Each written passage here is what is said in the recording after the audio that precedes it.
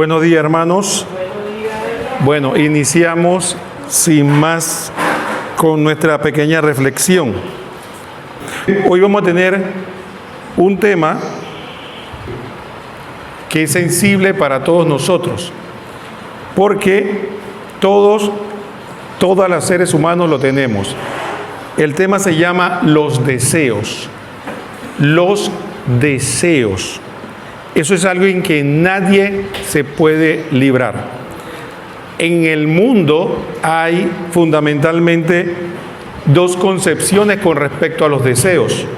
La primera, podríamos decir, es el estilo orientalista, sobre todo en el aspecto del budismo, que Buda, Siddhartha Gautama, en sus reflexiones decía que él había descubierto que el sufrimiento del hombre provenía fundamentalmente de dos fuentes: las emociones y los deseos. Y por lo tanto, para adquirir la paz, lo que ellos llaman el nirvana aquí en la tierra, ese equilibrio espiritual, había que anularlos. Entonces usted va a ver que en la espiritualidad budista lo que le dice: no desee, no sienta nada. Ustedes han visto posiblemente en películas en otras partes cómo se manifiesta esa espiritualidad, ¿no? Simplemente quedarse sentado, respirar, no pienses nada, no sientas nada, no desees nada. Y esa meditación es lo que supuestamente nos va a llevar a la paz. Dentro del cristianismo, y también, ¿por qué no?, podríamos hablar un poco de la reflexión en Occidente con los griegos y los romanos también, la cultura grecolatina y el cristianismo. Se descubre que el hombre no puede prescindir de sus emociones sin dejar de ser un ser humano, igual que no puede prescindir de sus deseos.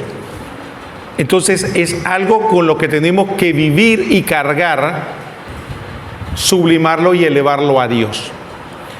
Entonces, así como Esteban la vez pasada nos dio una excelente reflexión sobre las emociones y las virtudes cristianas, ahora tenemos que reflexionar un poco los deseos. ¿Cómo anda eso en nosotros? Los deseos son estados mentales complejos que se caracterizan por un anhelo.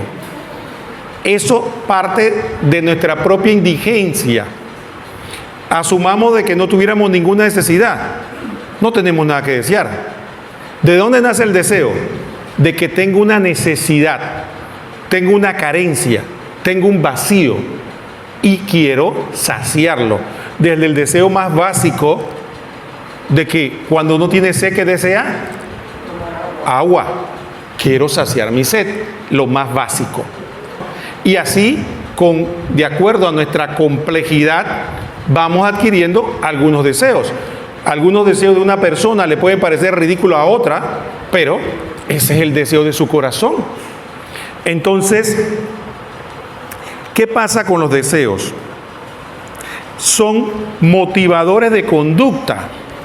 A ver, en la publicidad, ¿cuál es el sentido de la publicidad? La publicidad le presenta a usted un producto, y el truco de la publicidad es que ese producto, para que usted se enganche con el producto, tiene que mostrarle que le va a provocar o le va a saciar algún deseo.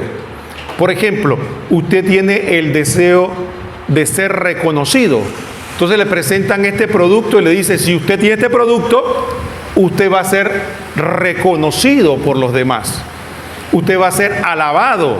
Entonces presentan a una persona que tiene el producto, pongamos un celular, y todo el mundo lo aplaude, y todo el mundo, las mujeres más bellas lo corretean, y todo el mundo lo alaba. ¿Por qué?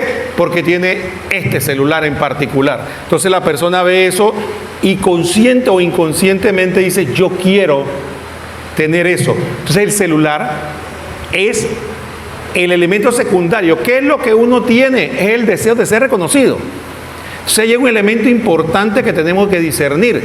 Muchas veces somos manipulados y no nos damos cuenta realmente cuál es el deseo que tenemos en el corazón. Y ese deseo que tenemos en el corazón, ese vacío, lo enfocamos en otra cosa. Puede ser no un celular, puede ser una persona. Tenemos el deseo de ser feliz y creemos que esta persona es la que va a saciar mi deseo de felicidad, yo lo transporto, lo ubico, lo llevo a esta persona. Entonces deseo intensamente esta persona, pienso yo, pero lo que realmente deseo es la felicidad que pienso yo que esta persona me puede dar. Entonces tenemos que ver realmente qué es lo que estamos deseando. El otro punto es que como son motivadores de conducta, ya entrando en el punto, digamos, de los gobiernos y de la gente que tiene que guiar a otras personas, incluso empresas, no solo en el campo de la publicidad, sino en el campo de la política. En el campo de la política, un pueblo que el gobernante que puede manejar los deseos del pueblo, lo manipula. ¿Se acuerdan desde antiguamente cuando decían en Roma, pan y circo? El emperador romano hacía lo que quería, pero ¿qué quería el pueblo? Pan y circo. Yo le doy pan y circo, y el pueblo, ¿qué es? Feliz. En nuestro gobierno de América Latina, ¿qué le damos? El bloque, el cemento, la pachita de guaro, y el pueblo, ¿qué es? Feliz. Y todos son felices y ya no me preocupa más nada. Entonces, el que manipula los deseos de la gente, o el que manipula o le hace ver que eso es lo que tú necesitas o eso es lo que te va a satisfacer, yo controlo a la gente.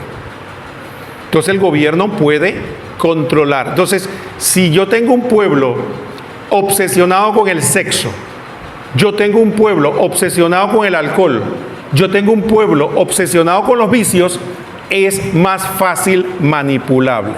¿Por qué los gobiernos promueven muchas veces el vicio y aprueban el comportamiento irresponsable, la sexualidad, y aprueban el aborto? ¿Qué parte del negocio está aquí? Parte del negocio es la manipulación.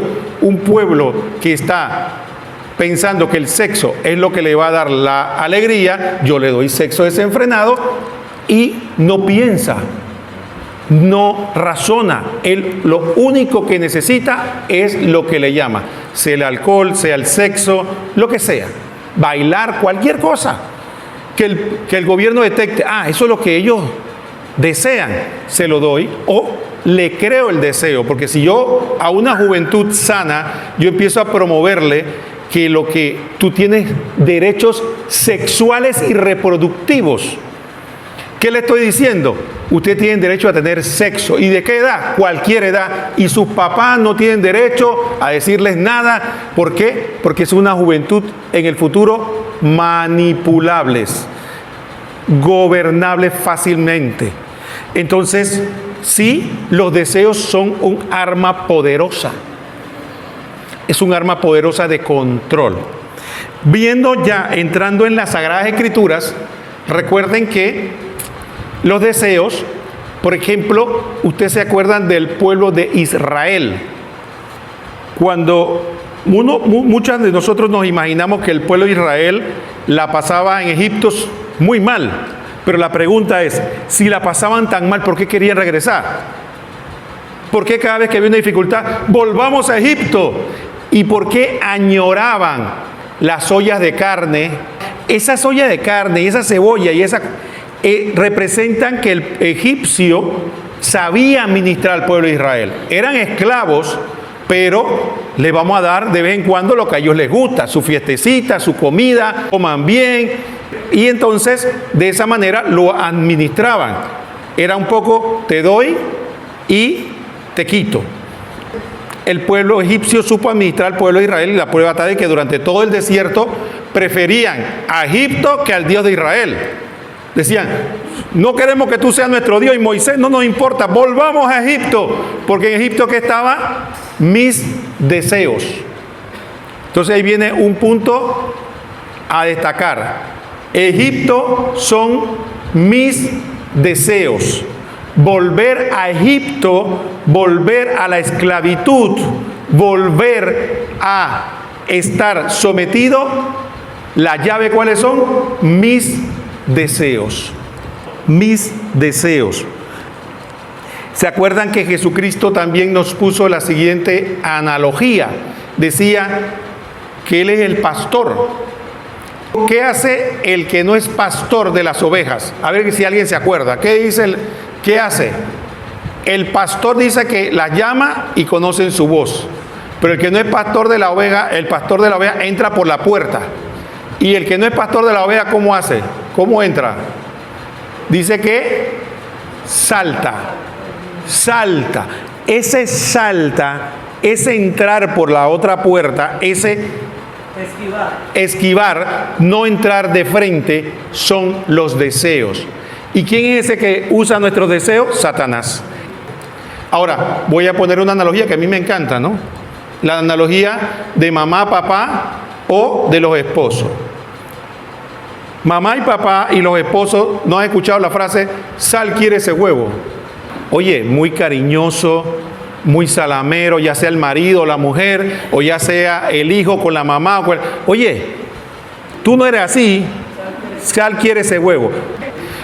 Pero lo que quiero demostrar es que no se va de frente, no dice, yo quiero ir al cine, yo quiero hacer esto, o yo quiero que hagamos esto, sino que yo estoy presentando algo que yo pienso que le puede desear o agradar al otro para conseguir. Ahora traslademos eso a la mala intención, a Satanás. ¿Cómo hace Satanás con nosotros? Sal quiere ese huevo. Entonces, ¿cómo Satanás salta, brinca? Entonces tiene que halagar nuestros deseos. Y si no los tenemos, tengo que motivarlos, que es un punto importante.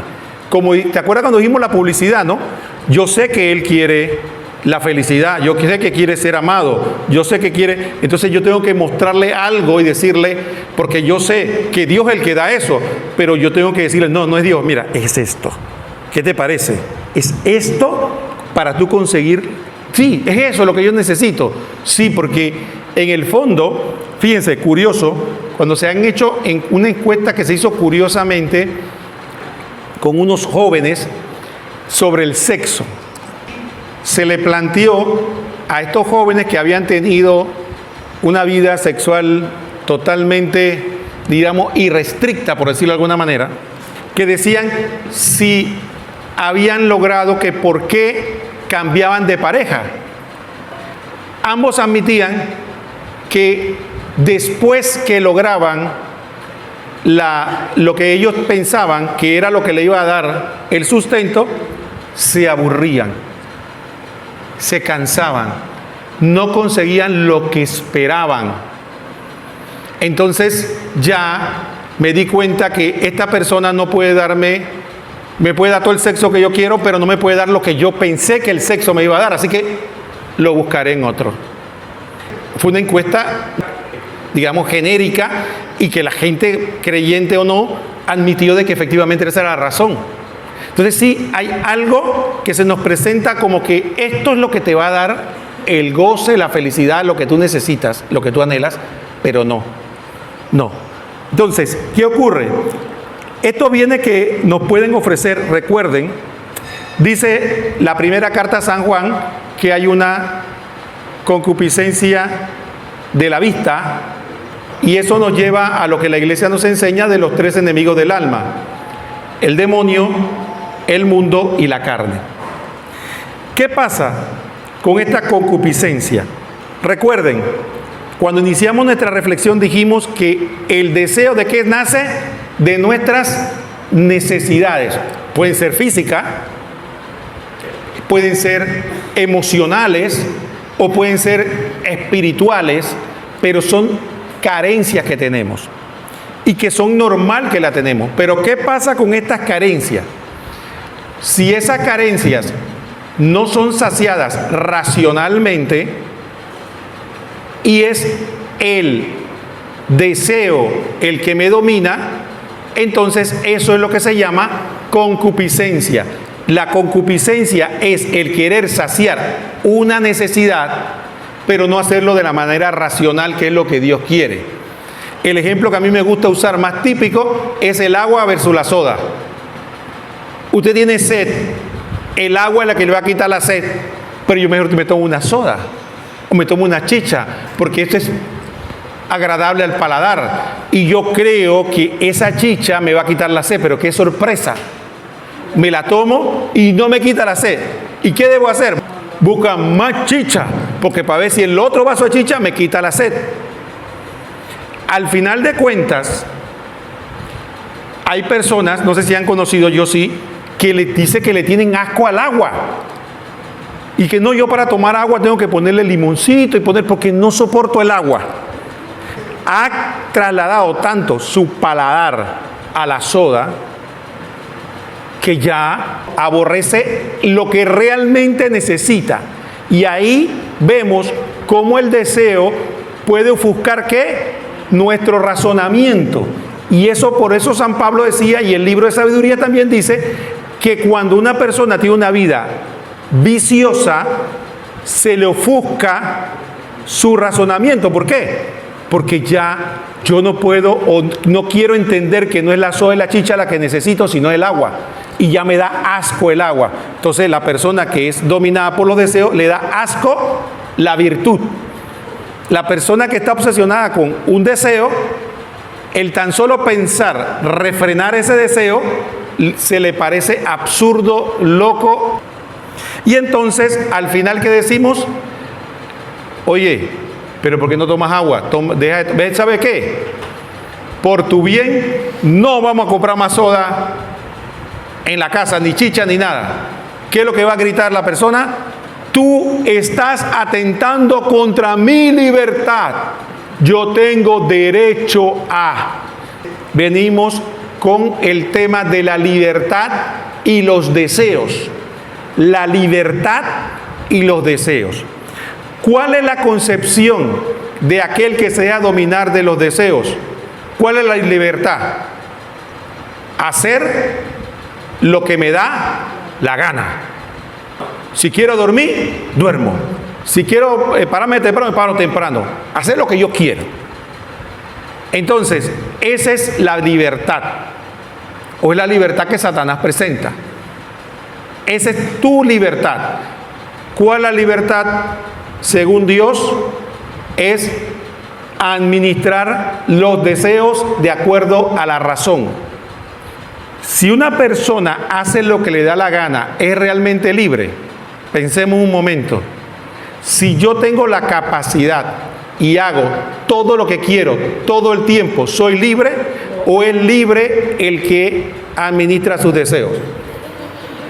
Si yo soy esclavo de mis ganas, ya no soy yo el que manda, son mis impulsos más bajos los que me mandan. Entonces ahí viene una diferenciación antropológica que muchas personas se ofuscan y que solo el Espíritu Santo nos hace ver. Yo no soy mis deseos, yo no soy mis ganas, yo soy yo. Y ese yo tiene que, con la ayuda de Dios, administrar eso.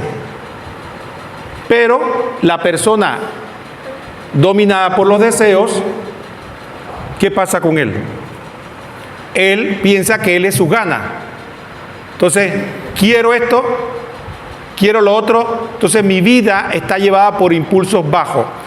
¿Y qué pasa con esa persona que tiene deseos y no pueden ser satisfechos? Una mujer o un hombre que desea algo, que desea un automóvil, por ejemplo, desea un automóvil, quiere un carro, y no lo puede tener. ¿Qué ocurre?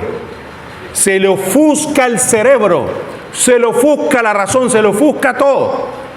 Y yo voy a hacer lo que dicen, lo que sea, con tal de tener ese auto. Y él o ella entiende que está haciendo lo correcto y está siendo libre. Cuando realmente la persona que ve de manera racional dice, ¿cómo tú te puedes dejar dominar por un carro?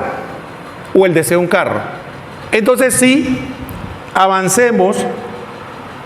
Todo esto de la concupiscencia, del deseo, tiene que ser dominado porque yo no soy mis deseos.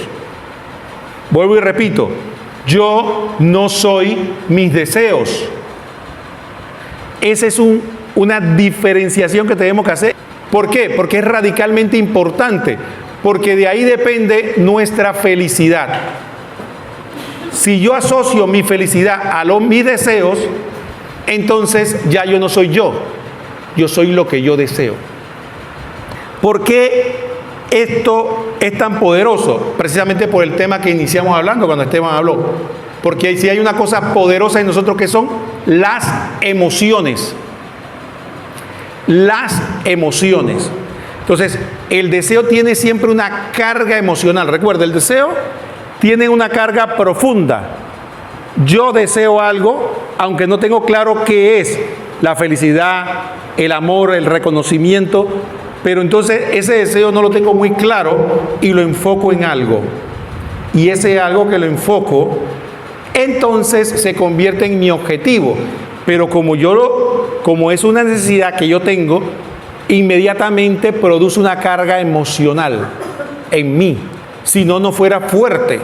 Entonces esa carga emocional hace que se intensifique aún más. Y ahí cuando nosotros nos encontramos con una realidad, y es la dicotomía que hay entre nuestra vida y la vida del mundo. ¿Cómo ve el mundo nuestra vida? El mundo ve nuestra vida como gente amargada que no sabe disfrutar de la vida. ¿Y cómo vemos nosotros la gente del mundo? Como gente desenfrenada que no sabe cómo controlarse.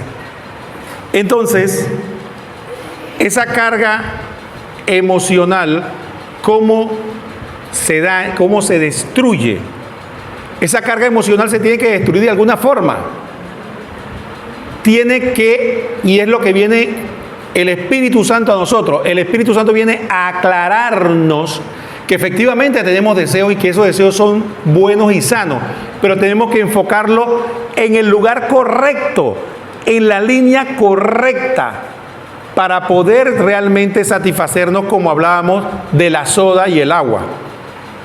No se trata de decir, bueno, ahora yo, para ser feliz, no tengo que desear nada y no tengo que querer nada, ni tengo que emocionarme. No, es descubrir cómo muchas veces soy engañado. ¿Por quién? Por la carne, por el mundo y por el diablo. Cuando él me presenta un deseo para saciar. Por eso San Francisco de Sales nos habla de algunos peligros que tenemos que guardarnos de los deseos. Quería distinguir una cosa de la otra. De repente, si yo estoy aquí y hace calor y yo deseo que haya más fresco, es un deseo. Punto. Cuando el deseo se convierte en un obstáculo para mí, cuando el deseo se convierte en el objeto primario de mi atención o un objeto principal de mi atención. Si alguien de repente pasa por aquí y ve ese carro y dice, oye, qué carro más bonito, me gustaría tenerlo, algún día tenerlo, se va por ahí y se le olvida. Ya eso no tiene mayor trascendencia, eso fue un anhelo trascendente que no tiene mayor importancia. Como una mujer que va por una vitrina y ve un vestido y dice, oye, qué bonito, me gustaría comprar, a ver si lo puedo comprar. Pero si al mes siguiente no lo puede comprar, eso no pasó nada. Pero ¿qué pasó si se queda lamentándose? Pasó al mes siguiente, ya lo habían comprado y se queda lamentándose, no lo pude comprar y la próxima vez sí lo compro y eso fue culpa de tal cosa porque no tenía la plata a la mano. Entonces ahí vemos cómo un deseo se convierte en un objeto de manipulación, un objeto. ¿Qué pasa con el deseo? Este deseo que estaba antes de pasar a San Francisco de Sales, este deseo es lo que nosotros llamamos en el ámbito de la guerra los espías. En la guerra están los ejércitos que se enfrentan. Imagínense en una guerra espiritual, estamos nosotros de un lado, estamos con el Espíritu Santo, está con nosotros y está el diablo y nos tira con todo. Y por la gracia de Dios salimos vencedores. Pero Satanás no se queda tranquilo.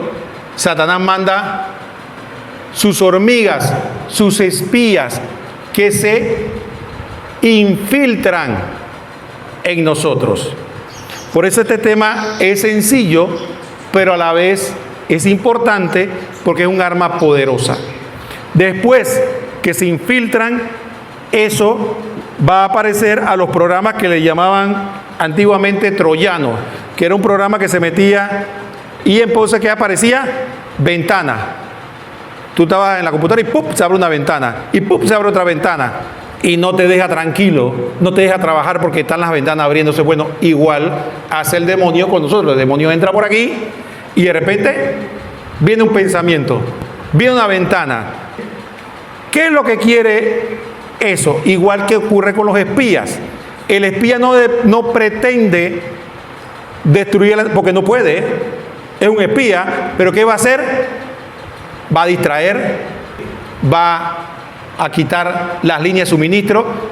¿Cómo va a quitar líneas de suministro? Te va a quitar la gana de orar, te va a quitar la gana de ir a la iglesia, te va a quitar las ganas de leer la Biblia, y ve cómo poco a poco te va debilitando hasta que le dice al otro, ya lo tengo listo. Emprende el ataque de nuevo para ver si se cae esta vez. Y tal vez pierda el diablo de nuevo y dice, todavía no estaba maduro, sigue, porque lo tenemos agarrado, porque ya vimos que tienen algunos deseos ahí no satisfechos que siguen abriendo ventanas y distrayendo. Entonces, frente a eso, la iglesia nos llama a la templanza. Y la templanza no consiste, como mucha gente piensa, es nada, pues. Ahora no tomo soda, no tomo chicha, no tomo nada más agua. Esa no es la templanza. Volvimos a lo mismo.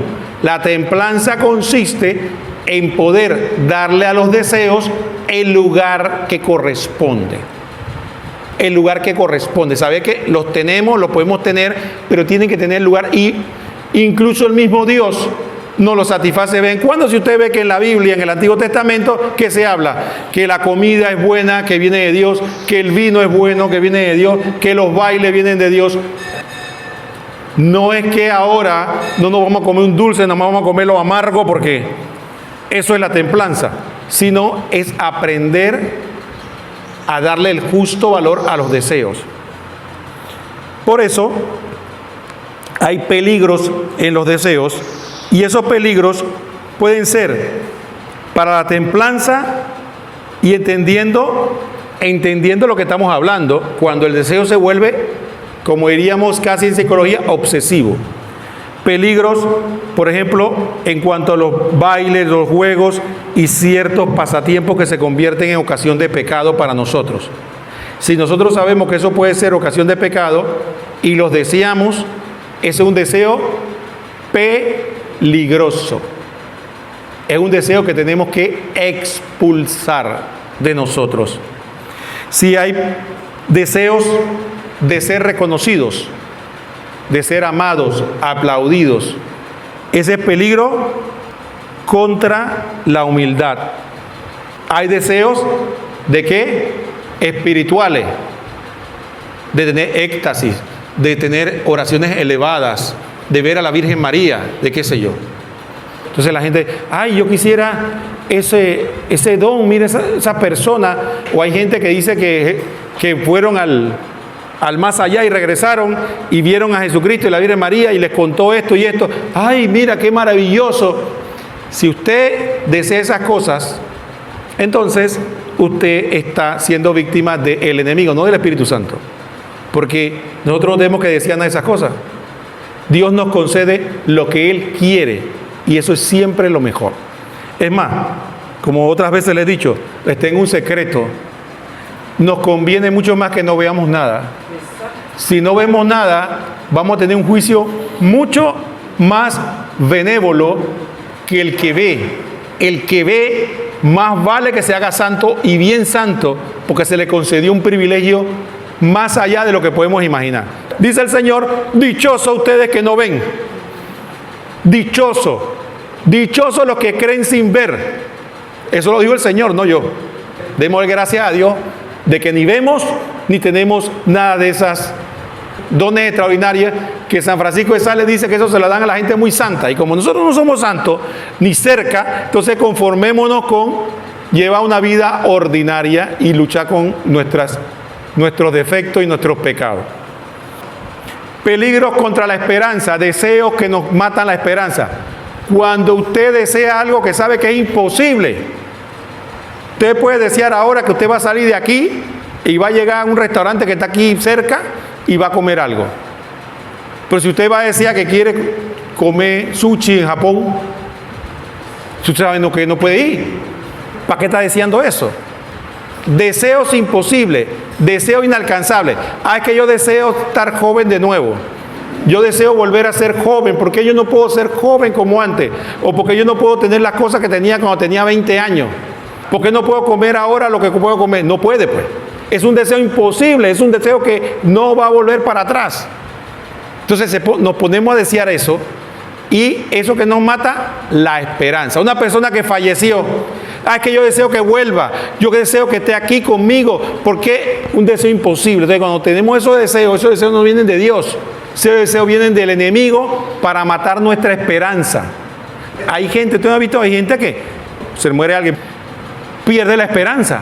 ¿Por qué? Porque viene el enemigo y empieza a meterle deseos de cosas imposibles. Peligros contra la fidelidad en el estado de vida. ¿Cuál es ese? Quita a la hermana, ¿no? La hermana desea lo que tienen ustedes, y ustedes desean lo que tiene ella.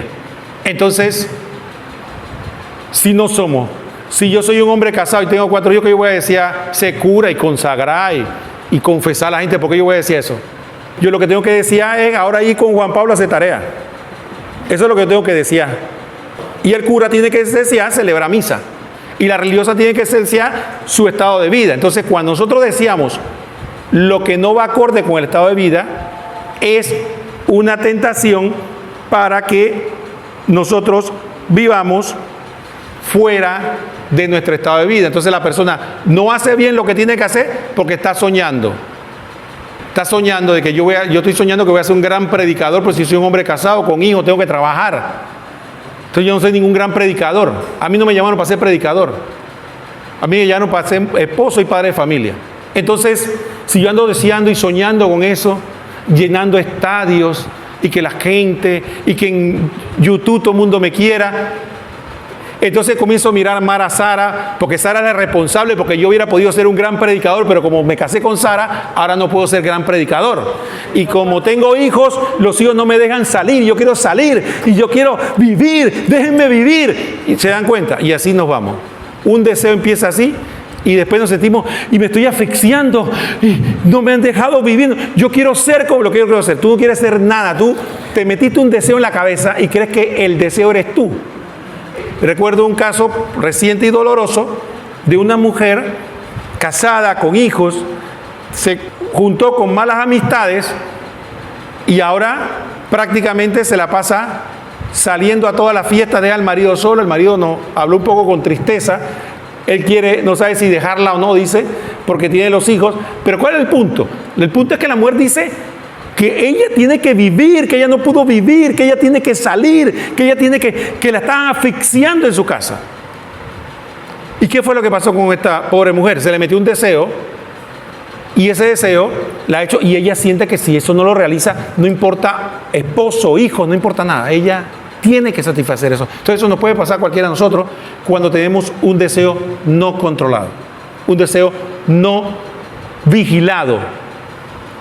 Otro ejemplo que me encanta, las fantasías, los deseos fantasiosos. A veces Dios nos concede una situación. Por ejemplo, si usted está enfermo y está en cama, entonces ese día quiere ir a misa. Pues si no se puede parar.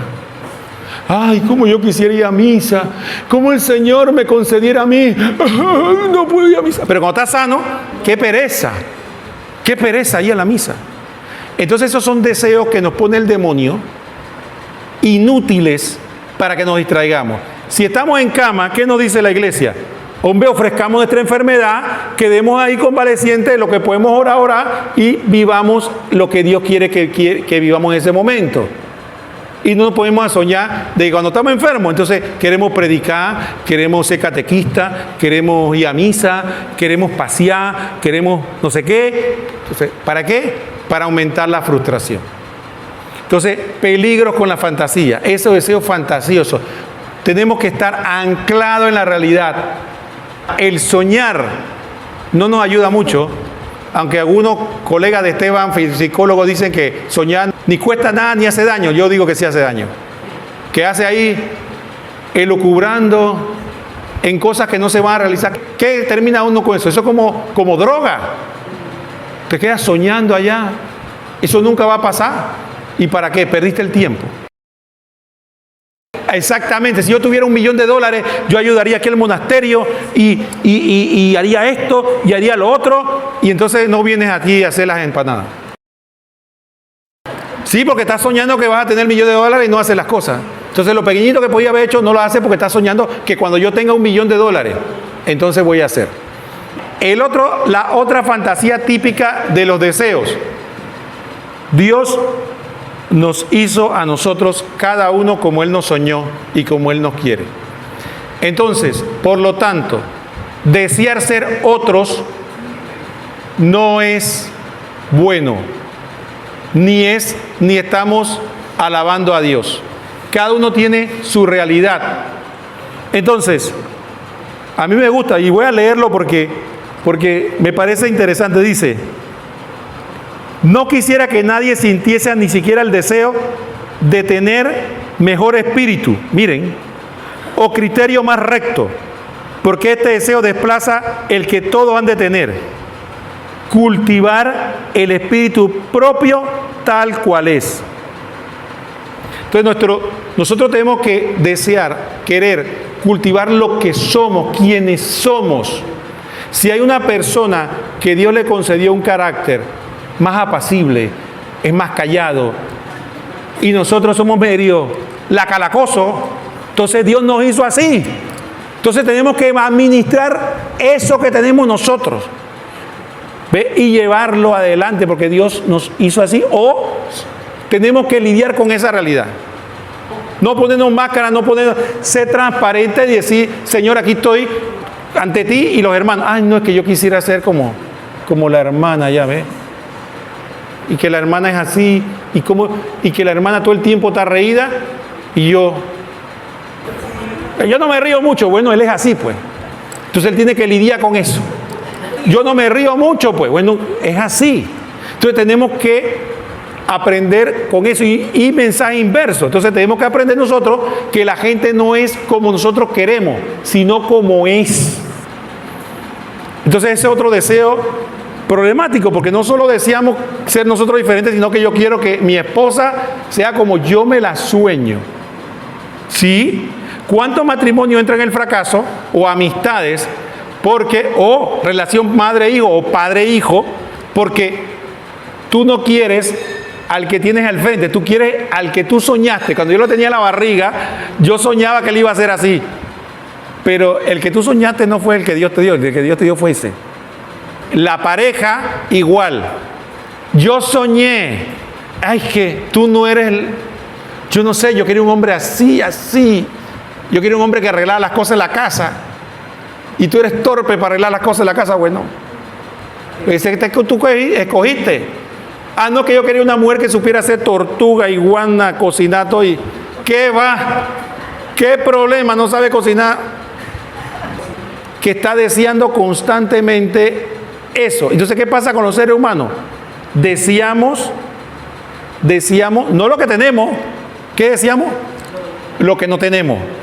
Miramos, escaneamos así a la pareja. ¿Qué es lo que no tiene? Ah, no tiene esto. ¿Cómo yo quisiera un hombre que fuera así? Y el hombre igual. Escanea a la mujer y dice: ah, mira, no baila bien. ¿Cómo yo quisiera una mujer que bailara conmigo? ¿Para qué? Esos deseos arruinan nuestra vida espiritual y arruinan nuestra vida natural, por decirlo de alguna manera. ¿Y qué es lo que hace el diablo? Tú te lo mereces. Tú te lo mereces. oye mami, tú te mereces un hombre, tú sabes. Entonces, agarra el deseo, te administra y te gobierna con el deseo. Por eso hay que tener cuidado con los deseos y por eso hay que saber que pueden ser un arma de dominio. Voy a compartir con ustedes, ya para cerrar, un texto.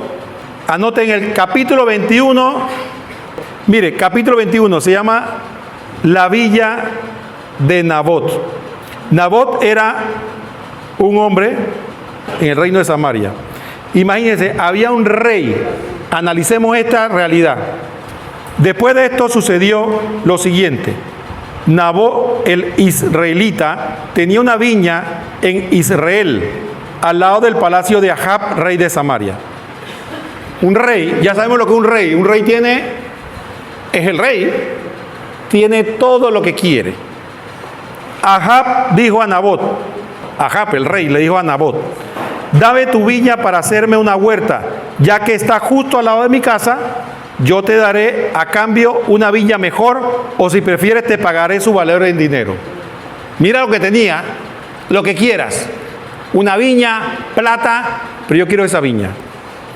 ¿Pero qué le respondió? ¿Usted piensa que le respondió Nabot? Nabot respondió al rey, a Ahab, el Señor me libre de cederte la herencia de mis padres. Ahora, ¿qué pasó con Ahab? Ahab tenía todas las mujeres que quería, toda la plata que quería, todo lo que quería. ¿Y qué pasó con Ahab? Ahab se fue a su casa malhumorado y muy irritado porque le había dicho Nabot, el israelita, no te daré la herencia a mis padres. ¿Y qué pasó con el pobrecito? Eso somos nosotros. El rey Ahab somos nosotros. ¿Qué pasó con nosotros? Cuando el Señor no nos da lo que queremos, lo que nosotros soñamos. ¿Qué pasa con nosotros? Se tiró en el lecho y se dio vuelta la cara y no quiso probar bocado. Hizo un berrinche. ¿Por qué? Porque no consiguió el deseo que él tenía. Ahab somos nosotros. Él no veía nada de lo que tenía, nada de lo bueno, nada de eso. Oye, tú tienes esto. No, yo quiero es esto. Pero mira todo lo demás. No, yo quiero es esto. Así que hago mi berrinche, me acuesto y miro para atrás. Entonces, la mujer en este caso, ¿a quién representa? Al demonio. Porque no era buena cosa, tampoco. Entonces fue a verlo su esposa Jezabel y le preguntó, ¿por qué estás tan malhumorado y no comes nada? Ese es el diablo. Oye, ¿qué te pasó? Mi amor, mi vida, ¿qué te pasa? ¿Por qué estás así? Y uno, ¿qué? ¿Quién es esa voz? ¿Quién me habla? ¿Por qué estás así? ¿Por qué te has puesto tan triste? ¿Qué es lo que te pasa, corazón? Lo que pasa es que le hablé a Nabot, el israelita, y se le propuso, véndeme tu viña o si quieres te daré otra a cambio. Pero él respondió, no te daré mi viña. ¿Y qué le dijo el diablo? O la mujer, dice. Su esposa le dijo, ¿así ejerces tú la realeza de Israel? ¿Ah? ¿Cómo es posible que tú quieras eso? Consíguelo. No, pero consigue lo que te importa a ti. Dale. Dice, levántate, come y alégrate. Yo te daré la viña de Nabot, el israelita. ¿Se dan cuenta? Un rey que tenía todo.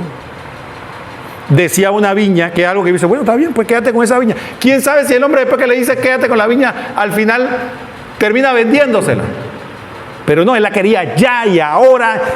No puede ser. Entonces viene el demonio y le dice, tú la vas a tener, ahora y ya. Come y bebe, ¿qué vas a hacer? ¿Qué hizo la mujer? Primera de Reyes, ¿no? 21. ¿Qué pasa? La mujer escribe una carta a la gente, a los ancianos, para que acusen falsamente al pobre Nabot. Los traicionaron todos, lo acusaron en falso, hicieron como con Cristo. Lo acusaron en falso y lo apedrearon y lo mataron sin tener culpa. Entonces Nabot murió por el deseo. Pero fíjense que el deseo fue la punta de lanza. Cuando el demonio nos ve a nosotros con el deseo insatisfecho, es que él entra y nos habla al oído. Ese es el punto que yo quiero destacar. Pero eso no quedó ahí. Después que murió, entonces interviene Elías y Dios le revela: vete allá donde ese rey y dile lo que pasó. Ahora, la historia no tiene un final triste, la historia tiene un final agridulce, porque al final, cuando Dios interviene y le dice: por eso vas a ver lo que te va a pasar a ti y a tu reino, el rey se arrepiente y Dios lo perdona. Pero el punto que quiero destacar es todo el proceso del deseo, cómo el deseo insatisfecho creó el berrinche, y después entra el diablo y le dice: tú quieres eso, tenlo ahora y ya. Pónganse a analizar cuántos pecados han surgido a raíz de un deseo mal administrado. Por lo tanto, nuestro Señor nos dice que nosotros tenemos que aprender que para edificar una torre hay que hacer un plan. Lucas 14, 28, 30. ¿Quién de ustedes, si quiere edificar una torre, no se sienta primero a calcular los gastos para ver si tiene con qué terminarla? No sea que una vez puestos los cimientos no pueda acabar y todo lo que vean se rían diciendo: este ha comenzado a edificar y no pudo terminar. Asimismo nosotros, si entramos en el camino del reino de los cielos, nuestros cálculos que tenemos que saber es que tenemos que renunciar. Para ser verdaderamente libre, tenemos que aprender a renunciar y administrar nuestros deseos. Porque no todos los deseos son malos, y lo sabemos, ni todos los deseos son realizables. En la medida que nosotros aprendamos a saber que tendremos deseos, pero que hay que administrarlos, dominarlos y saber que unos no se van a hacer, San Francisco de Sales murió con el deseo de tener una congregación de sacerdotes. Solo pudo fundar la congregación de las hermanas. No fue siglos después que vino San Juan Bosco, que fundó los salesianos.